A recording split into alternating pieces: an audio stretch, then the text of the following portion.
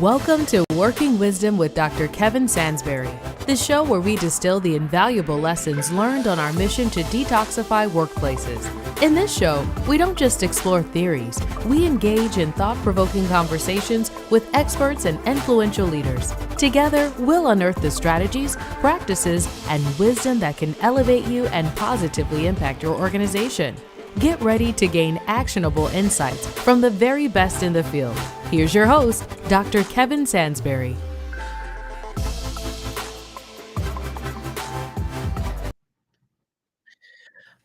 Hello. Welcome. It's Dr. Kevin Sansberry. Happy holidays to everybody. And today's conversation is going to be about the allure of power and talking about the roots of a lot of behaviors that people would deem to be toxic. One of the things I'll say today is when we talk about toxic behavior, one rule of thumb that I repeat on the podcast is that we are not labeling people as toxic. We are addressing behavior. And so today's format is going to be a really cool kind of format where we're going to go over 5 behaviors and really dive into both at the individual level, what could be going on there, like where is it coming from potentially, as well as systemic and or organizationally, because a lot of behavior that we see, you might know somebody who you hear that story of like before they were a boss, they were really cool, then they became a supervisor and I don't know what happened. So there might be some social pressure there as it relates to organization. So we're going to both, it's important to look at these manifestations of behavior, both at the individual level as well as systemic level, because sometimes people have innate pressure to behave in a certain way for their own survival. And it may have a toxic like outcome on other people. So bear in mind, that's the way we're going to do today. And one of my guests, this is my guest today is one of my favorite guests, reoccurring guests too. So what do they call him? A friend of the show? Chris March. Hello, sir. How we doing? We're great. We are, we're really excited for today's conversation because this is actually, you're a coach, and I have a lot of folks that I coach. When it comes to, their supervisor, they're like, why do you think this person is like that? Or what can I, and it does, that conversation actually helps them because we're able to like dive into like, well, what can you do to like counteract that behavior? What can you do to, stay, engaged in your job? So I think this will be a really helpful conversation for people. What do you think? Yeah, I think it's a great topic. I think we've all seen these behaviors, unfortunately, in the workplace as well. And I think the way that we're discussing each of them is going to be a great conversation. So I'm excited to dive in. Yeah. And folks, as we go through this conversation, feel free to ask questions in the chat, because some of these, one thing I was talking to Chris about is when it comes to this topic of toxic leadership behavior, a lot of people have experienced this in many different ways. And I think if people have real life questions they want us to dig into, you got 2 great people to do that. If I wouldn't, don't want to toot my own horn. So Chris, tell folks about you. What kind of work do you do? Give us the rundown of who you are. Firstly, happy holidays to all the folks out there. Thanks for joining. Thank you, Kevin, for always having me. Always great to be on the show. So I'm a leadership and executive coach. I help organizations and leaders thrive in the modern day workplace. I'm also a CEO of a travel management company, and also do a little bit of speaking on the side as well through different collaboration events, speaking on leadership and personal growth as well. Yeah. I might need to talk to you about some travel stuff now that I think of it. I'm like, I know a guy in travel. Yeah, I can help you out. Look me up. I bet. So today's conversation, like I said, we're going to kind of do a rundown of certain behaviors, and we're going to address it from both individual and systemic lenses. And again, that's important because I'm not a fan of just solely it's their personality. Well, okay, maybe, but this first one is very popular. I do post about this all the time, and let's dive into the first behavior trait, and that is micromanagement. And so I'm going to start off with what that could look like. So micromanagement, or actually let's be interactive here. What I'm Mhm. going to do is I'm going to pull up, let's do a shared kind of definition just so everybody can know what it is. I'll just pull up a quick definition, and we'll just use Wikipedia just Yeah. because, free open source type definition. So let's pull it up really quick. All right. Micromanagement is a style characterized by behavior such as excessive focus on observing and controlling subordinates and an obsession with details. Mm. Micromanagement generally has a negative connotation, suggesting a lack of freedom and trust in the workplace and an excessive focus on details at the expense of the big picture and larger goals. All righty. So, micromanagement. So, when you think about micromanagement, what comes to mind related to like the roots of that behavior trait from a person level? What comes to mind for you? I think firstly, when I think about it, I've been on the other end of being micromanaged myself, Hmm. so I know how it feels, and I've also worked with a lot of different people who have gone through it as well. And I Hmm. think the best way to describe it would be stifling creativity and Mm. undermining people's work as well. There's Hmm. nothing worse than feeling like you're constantly having someone overlooking your shoulder. Hmm. And I Hmm. think that's what the biggest thing is when it comes to micromanaging, that you feel you don't have the ability to look outside the lines. You don't have the ability to be innovative. You have Yeah. to really fit into a box which is being pre-described by your direct leader in a lot of ways. And it really is an uncomfortable place to be in. And a lot of times, I think, just to add to it as well, sometimes leaders are not fully aware that they are micromanaging people as well. That's true. And yeah, very true. And I think like that impact of a lack of creativity, a lack of innovation is definitely odd to me Hmm. because where I think a little bit of micromanagement may come from, if I'm looking at it like at the individual level, is perfectionism and or insecurity. Hmm. And you know what I'm saying? So like you might work for a firm where you're so pressured to be innovative and you want to get everything right. You might have that mindset of perfectionism. And so imagine how somebody wants to be innovative because that's what their company values are or something like that. But they're so perfectionistic that they in turn micromanage to get the innovation, but the outcome is a less innovation because because of their insecurities. Hmm. What have you seen related to those kind of behaviors? It's when I hear that, I just think of how counterproductive that is. And in Yep. the workplace, when we're striving for perfection, there's no such thing as perfection. We are Mm. human beings leading Hmm. human beings. So striving for perfection is unrealistic in so many different ways. Yeah. So Yeah. we really just need to focus. I always say this, you got to focus on progress versus perfection, because progress can be measured where perfection is unrealistic, and it sets up a wrong behavior that you're instilling. Yep. Yeah, and that whole notion of like perfectionism, there's this concept called emotional contagion. it Hmm. it bleeds down to the folks that report to you now, and they in turn become perfectionistic because you're perfectionistic, because they don't want to get in trouble. That you talk about they don't think outside the box. They just color in the lines. They want to color in the lines, and now innovation for them is whatever's safe. And Hmm. I can't say that's innovation. Um, what would you recommend? So I'm a leader who micromanages, and yeah, oh, we get cute. We say I'm type A, but Yes, yeah, yes, okay. yeah. So That's so just yeah, yeah. and That's just that's the not way I really. am. Yeah, that's just the way I am. I'm type A, and in reality, if I talk to your staff, they're like, "Oh yeah, you're perfectionistic. You're super intense. You don't, Hmm. you don't like let me go and fly." Um, what would your advice be? Your coach, what would your advice be for someone who may be struggling with, you said, you talked about progress over perfection. Hmm. What are some active things people can do to like check themselves when they either receive feedback or they catch themselves, engaging too much into micromanagement? What would be your advice if they're aware? Self-reflection. It really Yeah. starts with self-reflection as a leader, really Hmm. thinking about taking a step back and thinking about how am I affecting others with the behaviors that I'm instilling. A lot of the times it's really hard for you to look into the mirror, right?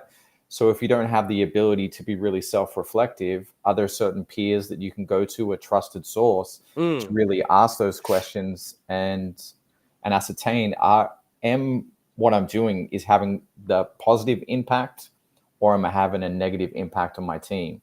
That's really where I think that is important, because you as a leader, you have that influence. So how are you measuring that influence? And I think really starting with that self-reflection piece, or having some level of assessment, will help drive you to get to a better place, to become aware of it, to then overcome it. Yeah, and so what that's bringing up to me, then let's transition into like the systemic aspects to Yes. counteract Yeah. micromanagement. So first off, systemically, if I'm looking at root cause of micromanagement from a system level, I go to this organizational culture has an overemphasis on the short run. Hmm. And it makes me think about they're very short-term oriented and not long-term oriented. So they're looking for like the boom, boom, boom. Hmm. And this organization also, and we do this over trust. Like, we don't trust autonomy. No. We short term results, all that kind of stuff. And I think another systemic thing you just brought up is this organizational culture may not have official or standardized metrics for leaders to even receive feedback. Um, Exactly. right. So it could be like performance appraisal. We can go official.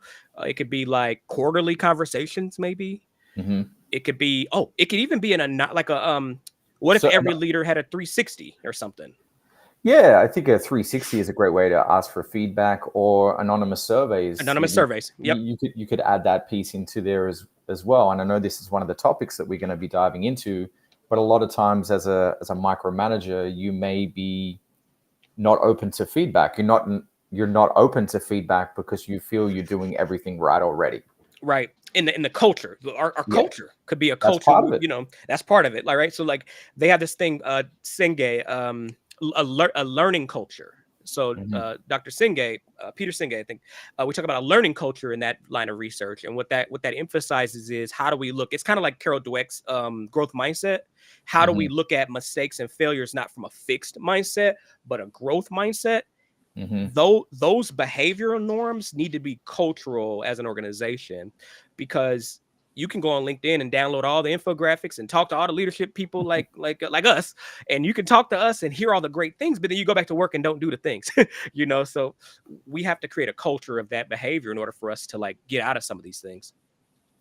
And that starts with the leaders, right? Everything really flows downhill from the leaders. So if the Yep. leaders are closed mind, using the growth mentality, Yep. then that just continues to filter down, and then you get this festering toxicity, which is what we're talking about today. That's what we're talking about. Yeah, exactly. All right. Well, that's number one. Thank you. Thank you for that breakdown. So let's move to the next one. The next one I want to talk about is that toxic leadership behavior where there is just favoritism rampant.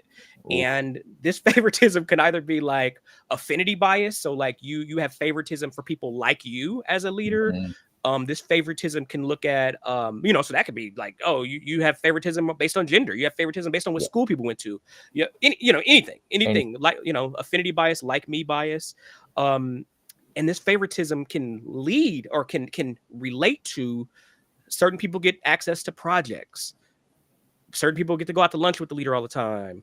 mhm, Your performance appraisal scores are weirdly favoring the people you favor, so mhm. so like, yeah, it could look a lot of different ways.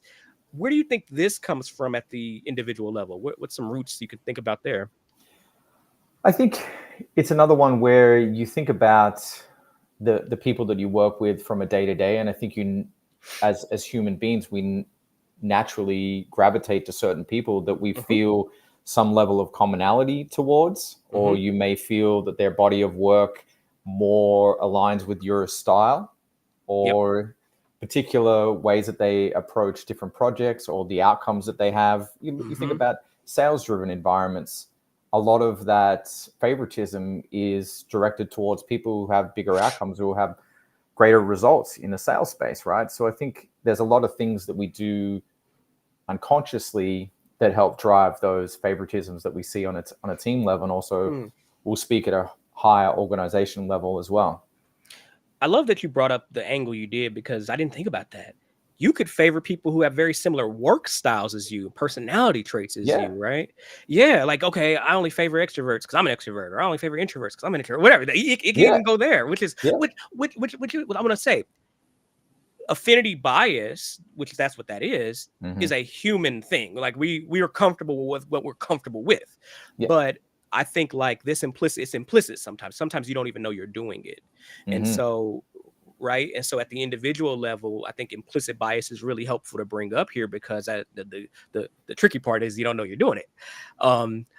To me, you can go back to some of those solutions we had systemically of how to be aware of that. One thing I think about with favoritism in particular is in a lot of organizations you hear, I'm thinking, what is that thing called? I worked with a lot of women who talk about the good old boys club.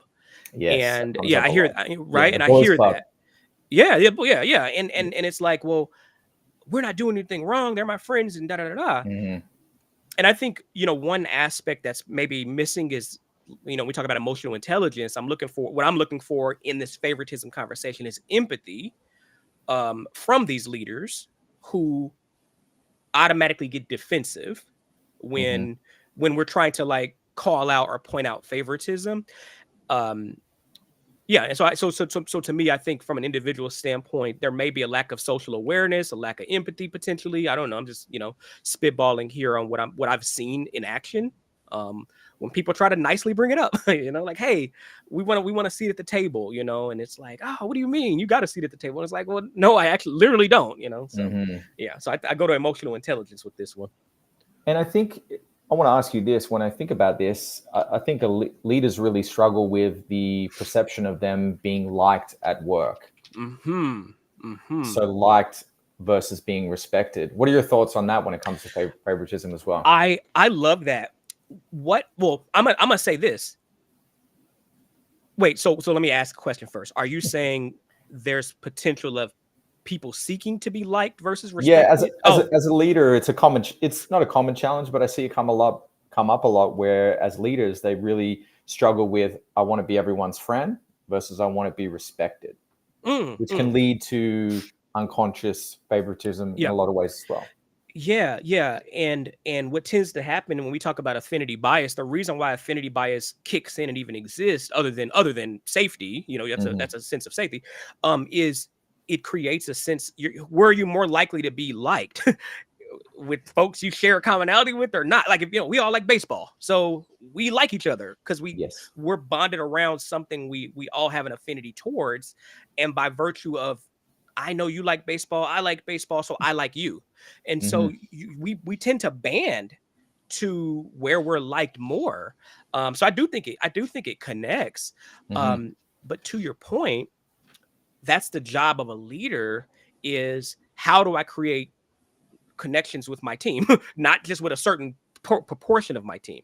How do I create, and I'm not even gonna use the word like now, I'm gonna just say you do need to create connections with people in your team because there is a mutual benefit if y'all are connected. People are going to go more likely to go above and beyond. People are more likely to go, they're going to take ownership and all that kind of stuff you want people to do.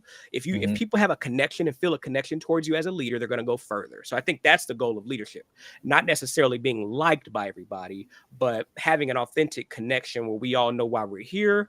And, I will say it needs to be generally positive, obviously, but yeah. So I think that's what I think about that. So I'm spot on. I'm glad you brought that up. What do you think systemically breeds favoritism as a behavior? What can you think of there? I think it's in a lot of ways similar to what you mentioned with the boys club as well. I think we get into certain patterns of dealing and feeling more comfortable with what we know versus what we don't know in a lot of different ways. And change in any capacity can be really challenging. So it's better to do things a certain way versus trying to innovate in a way that we approach things as well. So I think naturally it can tend to go that way a little bit as well. What do you think? Yeah, what it makes me think about is, not only will, if you don't like call it out and say, or like I think the leadership team needs to talk about the culture and like, hey, are we, is our favorite, address it directly. But if I'm looking just systemically, you also need to have an organization where y'all have merit-based reward systems, Yes. like strict merit-based reward systems, meaning in plain speak, we're gonna create reward systems and compensation mechanisms that are as objective as possible to root out any even a hint of favoritism. And that sounds very robotic, but I think at some point that's necessary, because the more the subjective we get, it's hard to root out bias. And so I do think there needs to be a good foundation of merit-based reward systems. I think that's important. And it's key to also have measurable outcomes as well, which we talked a little bit about, but making sure that everyone understands that there's an equal playing field when it comes to everything that we talk about within an organization. So people perceive that there's not a lack of favoritism. So that's reminding me then, so you're talking about transparency. Not only do we have those measurable rewards, we're transparent about how we measure it. We're transparent about what you need to do to get X amount of thing.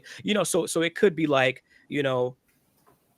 sure, we might have somebody earmarked for this project because they have a particular set of skills, but we're going to be transparent about why we picked this person over this person. And it's not because, we like this person.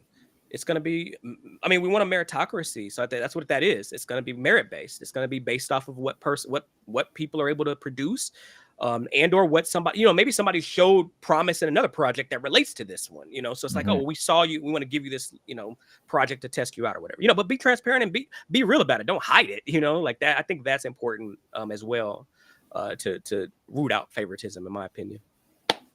All right.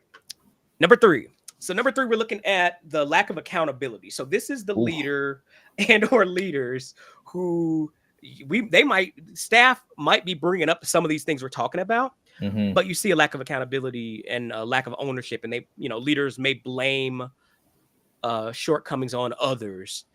They may blame blame it on the market, but they don't take accountability for their decisions. All right. So what are some roots you think at the individual level here? I think this comes back to a lot of lack of confidence, because I think as a leader, naturally, you are responsible for leading people. You're responsible for driving results. So if you're a shift blamer, someone who's unable to take accountability for the results that you're being paid to do, that creates awareness around that you may not have confidence in your own ability.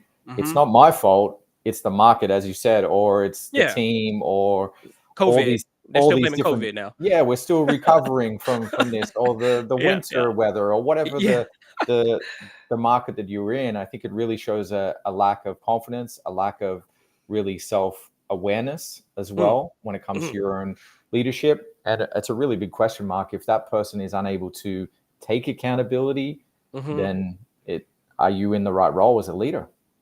Yeah, and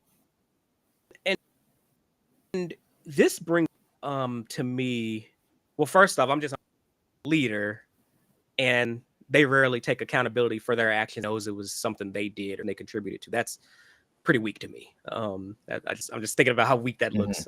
Because ironically, the leader who wants to appear perfect but they make mistakes and everybody knows it is the least perfect of the bunch, because you don't even see this. Like, it's like, that's weird. What I'm thinking about is, and I'm gonna be very mindful of the type of terminology I want to use here, but I'm going to use some common language just to be clear. So we call it narcissistic personality traits.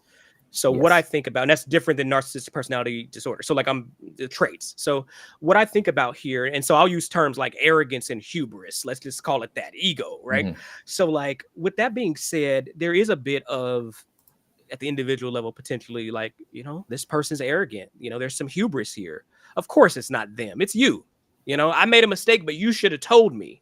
And you're talking to your overworked, junior level associate. You should have told me this. It's, where do you take ownership? And So I think like that insecurity that you brought up is important there. A lot of folks who are arrogant and very ego driven in these spaces, they bark a lot, but they have an underlying, at times, underlying insecurity. And the reason why they're barking a lot is that's a wall. So I definitely see that. At the organizational level, what do you think about that contributes to this kind of behavior persisting? I think it comes down to very similar themes that we're talking about, a clear framework around what is expected of the leader and what the organization is driving overall. Any leader will understand there's certain measurables and framework they have to achieve as an organization, and those results will automatically fall upon those leaders who are in that position to drive the organization forward. So as a company, if you're not measuring what your leaders are doing, I think that overall then flows down to the rest of the organization as well. Yeah. So I'm gonna add to that, because you're not measuring what your leaders are doing, and you're not even vocalizing or espousing what is a leader here. Yeah. And I think, right, like what does it mean to be a leader? Go ahead. Oh, I was just going to say, I think, it comes back to, is the leader driving the right behavior when it comes through to the organization? Right. And the organization is responsible for the leader to drive that as well. So it's almost counterproductive in a lot of ways because it's not working. Can you imagine? So like we talk about those expectations and just the organization, we got expectations. We got plenty of expectations for staff, but we don't see the leadership expectations as much or as common. It's not as common. But what if one of the parts of that credo was, we as leaders learn from mistakes. We as leaders hold ourselves to a high standard. We're not perfect, but we hold ourselves to a high standard. I would love for one day we as leaders communicate with transparency and honesty. You know what I'm saying? Like imagine if that was the driving behaviors. So like, I know every leader has their own personality, but what I don't like about organizational culture and organizational like everyday life is like you'll have one employee working in this department, another employee working in this department, and it's almost like they have two different companies. Because you got one leader who operates a certain way and another leader, but they're not aligned by anything. And so what we're talking about is like organizationally, you have those leadership expectations of behavior. You hold your leadership accountable to that behavior. You hire and promote based on those behaviors. Stop promoting people who just work there a long time. I mean, like that's annoying. No, it's true. Right? And further, stop promoting people just because they know a lot. Right? Because like what I'm looking for is leadership skills. And if we define these leadership skills, I can teach you. We can teach all these other things. But like you're hiring the person that was an awesome individual contributor, but then you realize they suck with people. You failed as an organization. You see it. I've seen it happen many times. I've experienced with different clients that I've worked with as well. Yeah. If people are a great salesperson, you really think that they're automatically going to be a great leader. That doesn't always translate. And some people aren't great with people, exactly as you said as well, right? See, you're a basketball guy. Yeah. You okay, let's talk basketball. Yeah. Michael Jordan. He's my GOAT. My son's going to hate me saying it. My son's going to hate me saying it. He's my GOAT. I'm right with you. Okay. So we're here. Yeah. Awesome player. Not the best coach, not the best owner, as relates to like how he wasn't a GOAT as a owner or a coach, right? So like it just because somebody's good at sales doesn't mean they're going to be the best leader. I'm not disparaging Michael Jordan, but I'm just calling this out. We calling this out. What I'm saying is just because somebody's an awesome salesperson, that doesn't mean they know how to teach what they did. That doesn't mean they know how to be a leader of people for what they used to do. But we have a bias. You're awesome at this one part of work, so while the halo effect's going to make me think you're awesome at everything.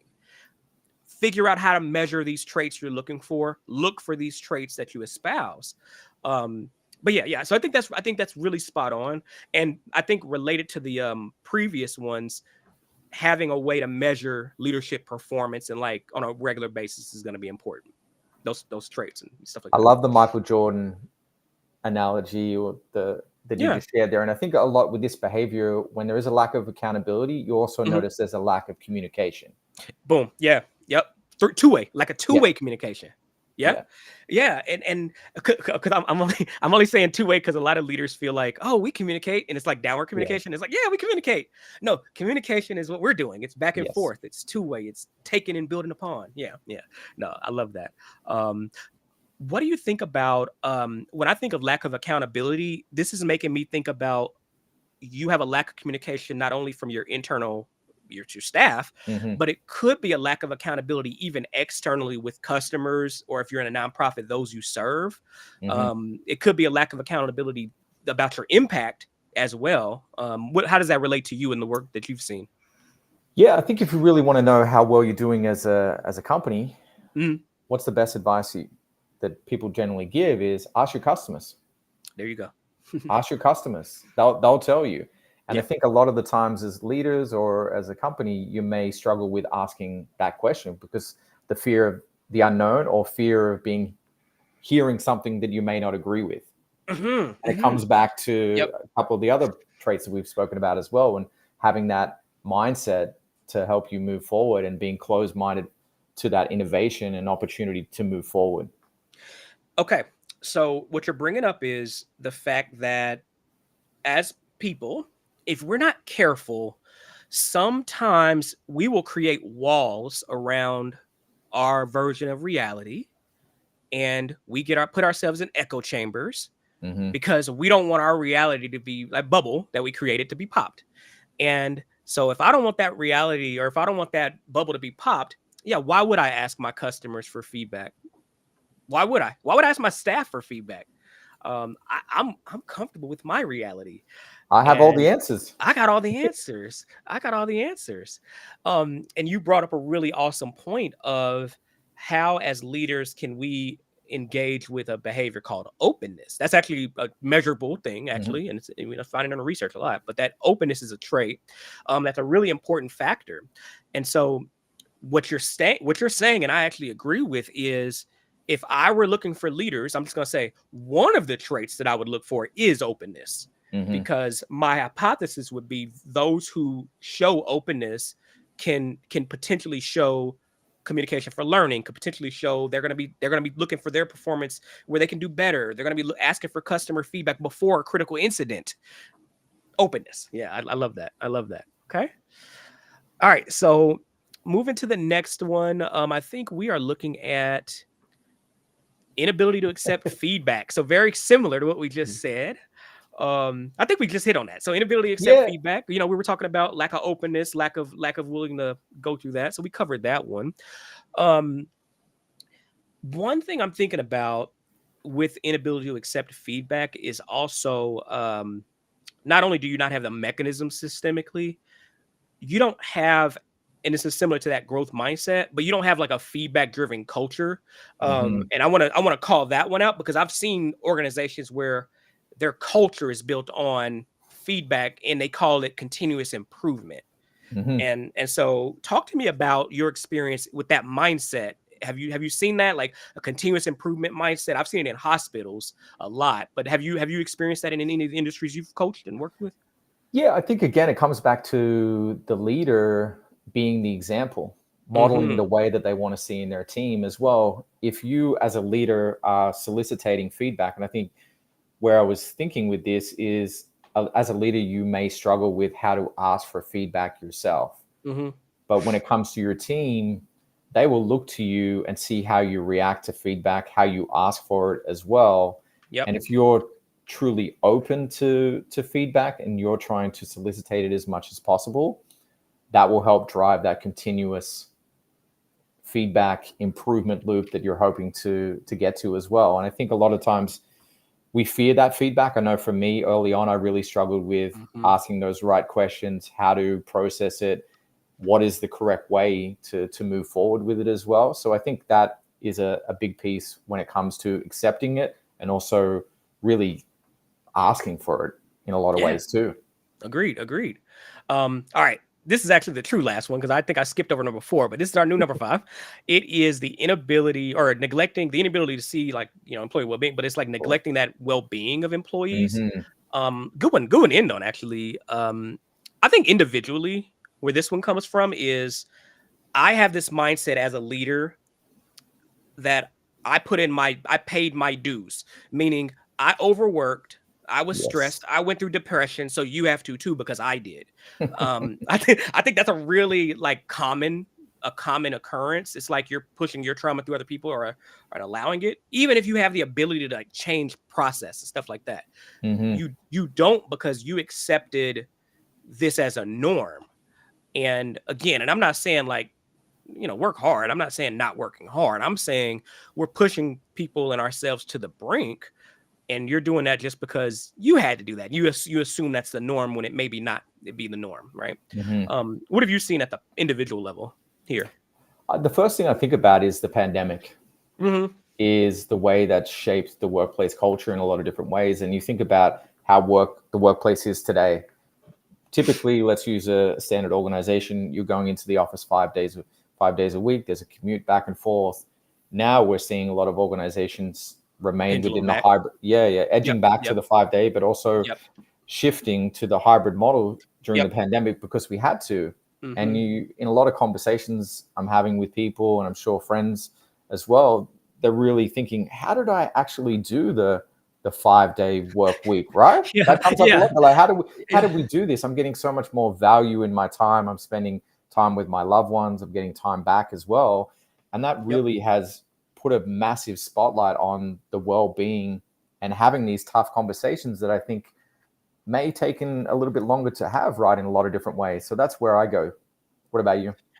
What you're making me think about is, our belief systems, how we Hmm. build our narratives, right? So like before I had this conversation before pandemic. Oh no, we can't do remote work. We need to be here every day. But then you Yes. found out people were more productive in a hybrid, or fully remote, but also in a hybrid. And it's one of those things where I hope we paid attention to what was gained in remote and hybrid and adapting. I hope we pay attention to what was gained, because I think a lot of people harped on assumed loss. Hmm. And what I mean by that is they got stuck on, oh, we were more together as a culture when we were in the office, but you don't remember your door was always closed. You don't remember that like y'all were still disconnected even if y'all were there. But since we're remote and hybrid and we've never been trained to be remote and hybrid workers, we make an assumption that communication was better when we were in person, when in some cases that wasn't the case. And so yeah, I think this employee well-being piece, I'm a big believer of this being one of the factors as an input that we care Hmm. about as leadership. Like I'm not saying it's, employees have a part in their own well-being too, but to me, as I look at organizational success and the outcome of an organization, employee well-being is part of my inputs. Like Hmm. I look at that first. I don't look at it last. It's one of my things. So yeah, I think like an employee who's neglecting it at the individual level, they may be perpetuating something they experienced it. I think to that notion of like COVID and stuff like that. I think folks are, like you said before, fearing the unknown. Hmm. I don't know what work people are doing if they're remote or hybrid. So I'm scared of that. I'm afraid. I think employees are, what's the word I'm looking for? Actually, this is systemic. I think from a system standpoint, we've created systems where your well-being is, oh, at least you get health care. Yeah. That's well-being. Oh, you can take time off, but then they can't take time off. That's well-being. Oh, we have an EAP program that like nobody goes to. So yay, we're doing our part. That's well-being. What if I don't what if I don't need that? What if I need an analysis of my work because I'm overworked, right? Hmm. I've seen way less job analyses processes and I've seen too much of we just keep adding work every year and we don't have any process to take work away. So from a system standpoint, organizations I think need to create a formalized process to analyze work and not only say where do we have opportunity, but also say where do we sunset? What's your sunset process? I think if that becomes an official process in business, we would be a lot further when it comes to employee well-being, because I say this all the time, you're not going to out meditate burnout. Like, I mean, it's just, I'm sorry, stop doing that. It's Like, you throw in meditation and all these other, Eastern philosophies that are really valuable. We're mhm, co-opting them and throwing it into like Fortune 500s. That's going to solve the problem, when the problem is y'all are overextended and everything's a priority. And now I got to go to meditation, and that's going to make me late on the work I got to do. Like, what? You can't out meditate it. So like, we got to look at the root cause, and it's the amount of work we're taking on, because it's kind of like hyperinflation. It's like, we're just more, everything. Now. That's root causing it. But yeah, I'll get off the soapbox. But that's what I'm thinking. yep. That's what I'm thinking. Yeah, I think hearing that, it's a free, calm annual membership is not going to solve burnout for an Yeah. organization, Oh, right? yeah. It's a nice to have, but it's a band-aid on a bigger problem. Yep. Let me ask you, when I hear that, I think about, is the traditional 9 to 5, Uh-oh. is I love it. is that the right way for people to be working these days? I know it's a Yeah, bigger, broader great. question, but it's just, this Well, comes back to well-being. let's look at history. So historically, Henry Ford and unions Mm-hmm, were a part of the whole 9 to 5 thing, but that mm-hmm, was in more of an industrialized work, environment and context, right? They didn't have a remote work. A lot of people were working in the factory and those assembly lines and stuff like that. And so that 9 to 5 was a better alternative to what existed before. Why can't we relook at that en masse? Like, why can't that, like, we're knowledge workers, y'all. mm-hmm, Well, I'm making an assumption, not everybody, but I'm just saying, for jobs that are able to be enabled to be 9 to 5, or doing 4 days a week, or doing 12-hour shifts, or 3 12-hour shifts. There mm-hmm. are lots of ways we can think about this. What if we, there's this concept of results only work environments. I was And gonna say the yeah, exact same thing. Why don't we go to yeah, outcomes versus hours? yeah, let's just do that. You pay me for the job and I'll do that. Because like, let me give you an example. My organization, which I'm my own boss, so it's the best organization in the world. Great boss, great leaders, But no, with that being said, like, I choose not to work on Mondays, Mm-hmm, because I like to, like, not have that pressure of meetings on Mondays, but I do work on Sunday nights. That works for me. I also work like really late sometimes, just because I'm more active later in the day anyway. I don't like waking up for no 8 o'clock meeting and stuff like that. And that's just my work style, right? And mm-hmm. so, to your point, don't we care about the outcomes? Don't you want my best outcomes? And so, if possible, I would say, let's craft roles, if possible, to meet that need, because that's literally the definition of equity. Mm-hmm. You got your way to work for your own well-being.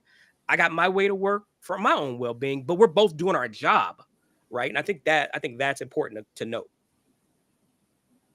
We have a Agreed. bias. Our bias is we want to work the 1940s 9 to 5, 5 days a week mentality for roles that may not be optimal that way. That's the bias we have. Yeah, I know there's been a lot of studies into the 4-day working week. I know Yep. some countries in Europe have Europe, modeled it, and it's working fantastic. Successful. So And they yeah, haven't there's a went lot back. of data. Yep. A lot of data to support it. So hopefully we see some shifts. Yeah. And there's talk in the States about it now. Mhm. There's more, there is increased talks about it here. And I think, like, hopefully we view this as an opportunity to, like, create, better outcomes for people, Mhm. because that's the hope.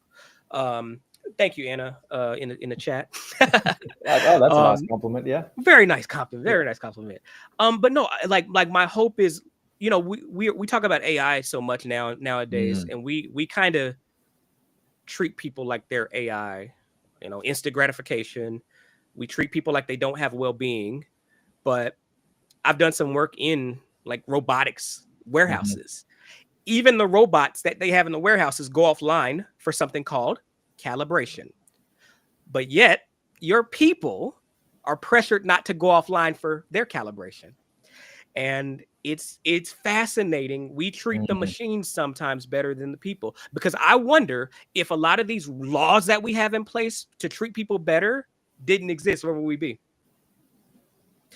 It's just a question. I'm not even looking for an answer, but I'm just putting it out asking. there. I'm just putting it out there. If we didn't have laws for treatment of our employees, for breaks, for break time and stuff like that, where would we be as a workforce? And so, yeah, I'm gonna leave it there. Yeah, That's that's a my great way. I'm Yeah, gonna leave it there. that's a great soundbite right there. Yes, sir. Yes, sir. So, Chris, awesome conversation. I think we As need to always. come back and like think about some more traits to go through and do this Oh, same thing over New Year. Would you be up for that? of course, always a pleasure. And I think the list is quite long, so we could do Yeah, a couple. We could do a couple. yeah, we could yeah, and I think we could like pull news stories and be like, so yeah, be like, oh, look at this thing they did, and then like we can like break that down too. Yeah, I'm all for any of that. Tell people how they can reach you, how they can link up with you on your pages and stuff like that.